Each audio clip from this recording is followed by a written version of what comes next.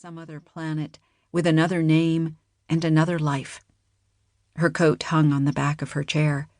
At her feet sat the small pack she kept with her at all times, containing the few personal belongings she'd taken when she'd left the house, most important among them, her journal of the work she'd performed in its service, and the vials of earth she'd saved from each world she'd killed, and now the only possessions that would leave the planet with her. It had become a cycle, birthed on the planet Quell, now destined, it seemed, to echo through the cosmos. Since then, all she'd wanted was time and space to reconcile what she had been raised to believe with what she had witnessed, and indeed participated in, on that world by the side of the man she'd called Grief. Sacrificing her status in the house, giving up all she'd been and ever could be in that seat of power should have been penance enough. But it seemed that the Ascendance authorities would never forget, nor forgive her, for Quell. They'd stationed 6 inside, 2 at the front entrance, 1 each near the side and rear exits, 2 on overwatch from above. If they'd risked putting that many of their own in such close proximity to her, it was a sign that they weren't likely to try to kill her outright. They could have done that from a much safer distance. Another capture attempt, then.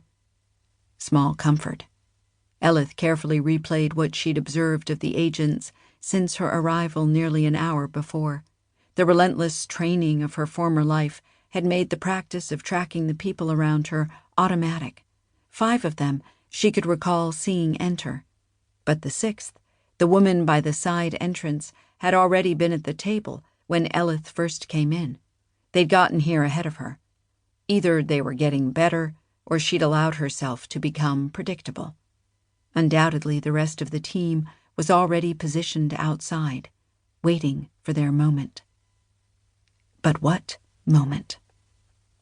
Eleth glanced around again. There were maybe 60 or so others in the establishment. Too many witnesses, too much potential for collateral damage. The settlement was large enough to hide in, but still small enough for news to travel fast. If they didn't want too many questions being asked, it was a safe bet they wouldn't make their move until she was outside. Unless she forced their hand. Eleth took a long drink of her tea while she surveyed her mental map of the surrounding area, the buildings, the avenues, the alleys. Any escape route she identified, she had to assume they had as well. Though the agents were uncomfortably close, it was their containment strategy that posed the biggest threat. Beyond those in the restaurant, she had to anticipate a tight perimeter around the establishment, and a second, looser cordon beyond that. Would they have a third?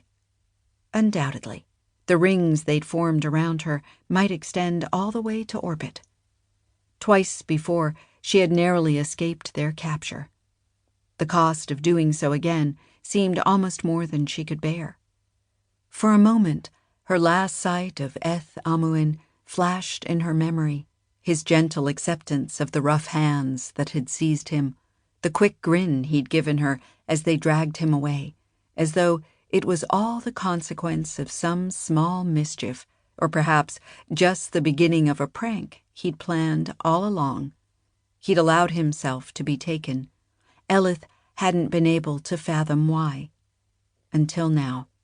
He must have known the toll it took to live hunted.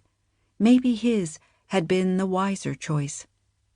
Even if immediate escape was possible, this latest attempt all but proved Eleth would never experience the true freedom she'd thought she'd purchased with her exile, unless she could persuade the Hezra to give up their obsession with her.